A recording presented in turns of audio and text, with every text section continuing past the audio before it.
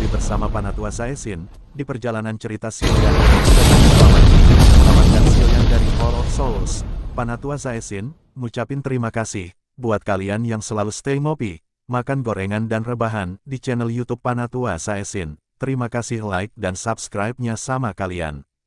Pertempuran melintasi surga, bab 1300. Bab 1300, dikirim terbang.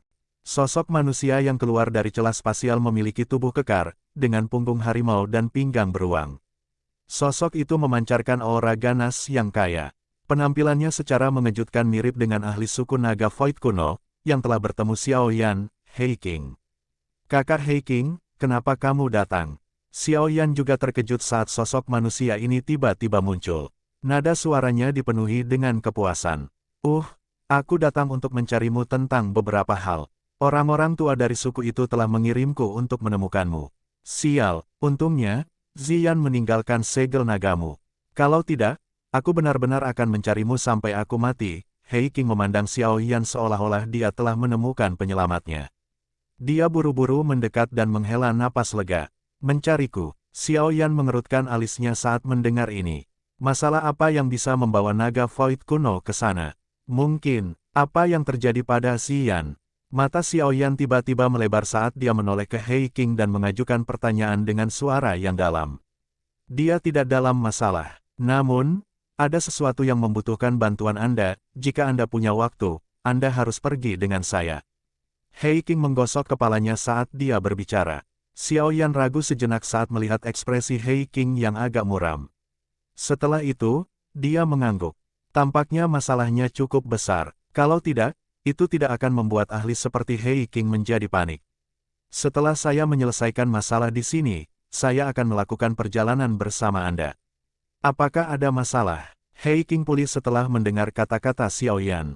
Dia menoleh, melihat, dan melanjutkan dengan cara tertegun. Ini adalah Mo Yusoke tua dari Aula Jiwa, apakah kamu ingat paman Hei King ini? Hei King, Tianzun ke-9 sedikit mengejutkan. Ekspresinya suram karena dia tiba-tiba teringat sesuatu.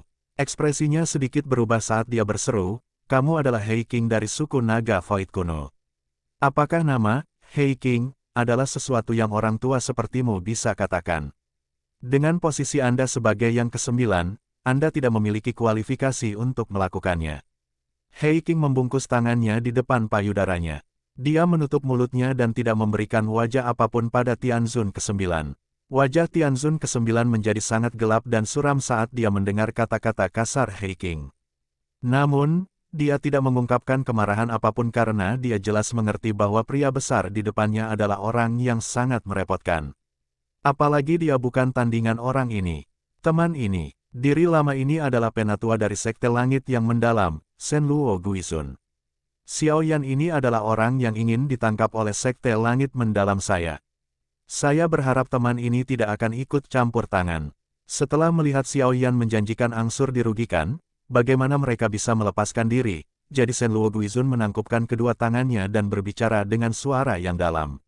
Sekte Langit yang mendalam, benda apa ini? Hei King mengerutkan keningnya. Dia pergelangan tangan dengan agak tidak sabar dan berkata, kalian semua harus cepat dan tersesat. Saya mencari adik laki-laki Xiaoyan tentang beberapa hal. Berhentilah membuang-buang waktu ayah ini.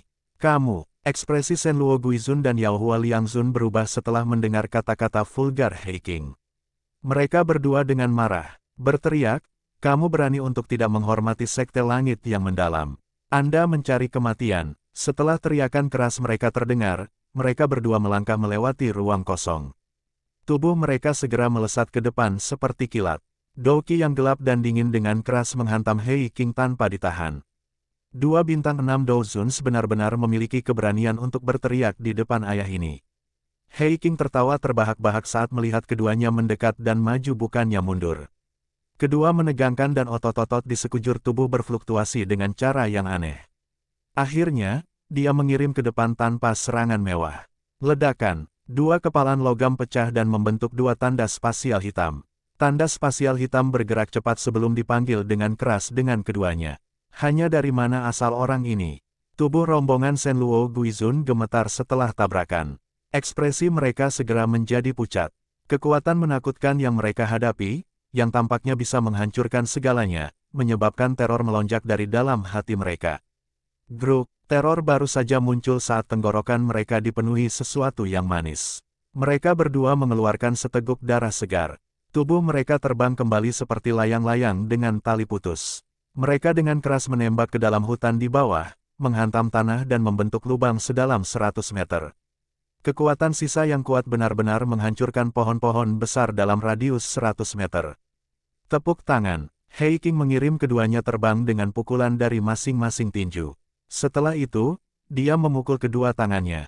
Wajahnya dipenuhi dengan kehangatan. Matanya, yang berisi niat buruk, melirik wajah suram Tianzun ke-9. Dia berkata, Mo Yu, apakah kamu akan tersesat sendiri atau ayah ini akan melakukannya? Hei King, jangan sombong. Xiao Yan adalah seseorang yang ingin ditangkap oleh kepala aula. Apakah kamu benar-benar akan melindunginya? Tianzun berseru dengan dingin. Hei King membukakan matanya. Dia menggosok kedua tangannya saat dia menjawab dengan suara lemah, ayah ini tidak peduli tentang semua ini. Orang tua dari klan itu ingin aku menemukan Xiao Yan. Karena ayah ini ada di sini, semua orang harus melupakan tentang membawanya pergi. Retak, kemarahan di mata Tianzun melonjak. Kedua tangannya perlahan mengencang dan mengeluarkan suara retakan. Douqi yang menakutkan perlahan menyebar dari tubuhnya. Kamu ingin bertarung? Baiklah, aku yang dulu juga ingin melihat apakah kamu telah meningkat setelah sekian tahun. Hei King tertawa kecil, tubuhnya menjadi terdistorsi. Itu memancarkan ledakan tulang seperti guntur yang teredam. Setelah suara tulang-tulang ini muncul, tubuhnya menjadi lebih besar. Tekanan yang sangat kuat secara samar-samar dipancarkan dari tubuh yang kuat. Mata Tianzun 9 bergerak-gerak tanpa sadar saat dia merasakan tekanan. Dia menghirup udara dalam-dalam dan menekan amarah di dalam hatinya. Dia sadar bahwa dia bukan tandingan Hei King dengan kekuatan. Bahkan jika dia menyerang, dia tidak akan mendapatkan keuntungan. Selain itu, ruang kontrol atas yang dibawakan oleh naga Void kuno adalah sesuatu yang tidak dapat ditandingi oleh siapapun. Bahkan seseorang yang lebih kuat dari naga Void kuno akan merasa sulit untuk dikalahkan dan berhasil mempertahankan pihak lain. Hei King, aku tidak percaya kamu bisa melindungi bocah ini selamanya. Tianzun ke-9 berbicara dengan nada padat. Itu bukan urusanmu untuk membatalkan hal ini, Hei King meliriknya dan menjawab. Tianzun berbaur dingin. Hatinya dipenuhi dengan keengganan. Tidak disangka bahwa dia berhasil menghindari Yao Chen, tetapi akhirnya menarik seseorang dari suku naga Void kuno. Dia tidak mengira Xiao Yan memiliki hubungan dengan suku ini. Sejak Hei King menunjukkan dirinya, Tianzun mengerti bahwa menangkap Xiao Yan telah menjadi tugas yang mustahil. Tianzun ke-9 hanya bisa mengatupkan kebenarannya ketika dia memikirkan hal ini. Dia menatap Xiao Yan dengan kejam dan berkata, Xiao Yan, kamu tidak bisa bersembunyi selamanya. Saya tidak percaya bahwa seseorang akan selalu ada untuk menyelamatkan Anda. Setelah mengucapkan kata-kata itu, Tianzun ke-9 tidak lagi tinggal di tempat ini. Dia berbalik dan baru saja akan pergi ketika Hei King tiba-tiba membuka mulutnya. Mo Yu, ketika kamu kembali, beritahu orang-orang di atasmu untuk tidak melawan Xiao Yan dan anggota klan Xiao. Dendam antara klan Hun, Jiwa, dan klan Xiao sudah tidak ada lagi sekarang. Dengan berlebihan, akan tiba saatnya di mana Anda semua akan membiarkannya. Kata-kata ini tidak diungkapkan oleh ayah ini. Kata-kata itu diungkapkan oleh orang-orang tua dalam suku itu. Petik 2. Tianzun tiba-tiba membuka matanya saat mendengar kalimat terakhir Hei King. Dia dengan dingin tertawa, tidak ada gunanya memberitahuku hal ini. Tidak ada yang bisa menghentikan Hall of Souls saya melakukan apapun. Klanku tidak bisa, dan suku naga Void purba Anda juga tidak bisa. Tubuh Tianzun ke-9 bergetar setelah mengucapkan kata-kata ini. Dia menjadi berubah seberkas cahaya dan menghilang ke cakrawala dalam sekejap mata. Hei King dengan lembut menggosok saat dia melihat sosok Tianzun yang ke-9 menghilang. Ekspresinya dingin. Sesaat kemudian, dia menoleh untuk melihat Xiao Yan. Dia tersenyum dan berkata, Adik Xiao Yan, kamu baik-baik saja. Saya telah merepotkan kakak laki-laki untuk mencampur tangan lagi. Xiao Yan menangkupkan tangannya saat dia menjawab. Tidak masalah. Kali ini, suku naga Void purba saya pasti akan merepotkan Anda. Hei King menenangkan kepalanya. Dia ragu-ragu sejenak sebelum melanjutkan, kamu akan menyadari alasan pastinya begitu kamu ikut denganku. Jika tidak ada yang lain, bisakah kita pergi sekarang? Masalah ini sangat penting. Tidak ada yang salah. Melihat He King, yang memiliki karakter kasar, bertindak dengan keseriusan seperti itu, hati Xiao Yan menjadi serius. Apa yang menyebabkan suku naga Void kuno menjadi cemas? Ya, bagaimana? Bisakah saya mengajak teman saya? Xiao Yan menunjuk ke arah King Lin tidak jauh. Ketika He King muncul, tetua dari Sekte Langit yang mendalam, yang telah terlibat dalam pertempuran dengan King Lin, dengan cepat mundur. Dia mundur lebih cepat ketika dia melihat He King mengirim kelompok Shenluo Guizun terbang dengan pukulan. Orang itu sangat ketakutan sehingga dia tidak berani mendekat. Ya, jangan apa-apa, He King melirik King Lin dan mengangguk. Xiao Yan hanya menghela nafas lega setelah melihat anggukan. Hanya beberapa saat sejak Tianzun ke-9 pergi. Dia khawatir King Lin kembali sendirian. Secara alami untuk yang terbaik yang disetujui oleh He King. Sementara Xiao Yan menghela nafas lega, dia mengganti tangannya dan mengembalikan wayang langit, yang telah berdetak sampai ribuan bekas luka dan ratusan lubang muncul di tubuhnya. Dia mendesah pelan di dalam hatinya. Boneka setan langit, yang mengikuti waktu yang lama, menunjukkan tanda-tanda menjadi memo. Setelah Xiao Yan menyimpan boneka itu, King Lin juga mengembalikan ahlinya ke matanya, meninggalkan Hua Jin yang ketakutan berdiri di langit.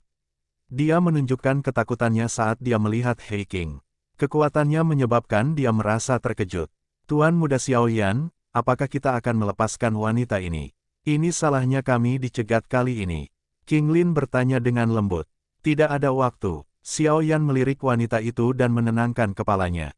Mereka terdesak waktu dan dia terlalu malas untuk secara pribadi memberi wanita ini pelajaran.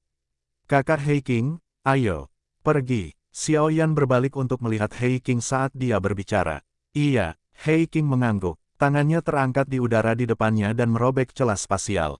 Tubuh Xiao Yan dan King Lin masuk dalam sekejap. Hua Jin menghela nafas lega saat melihat rombongan Xiao Yan pergi.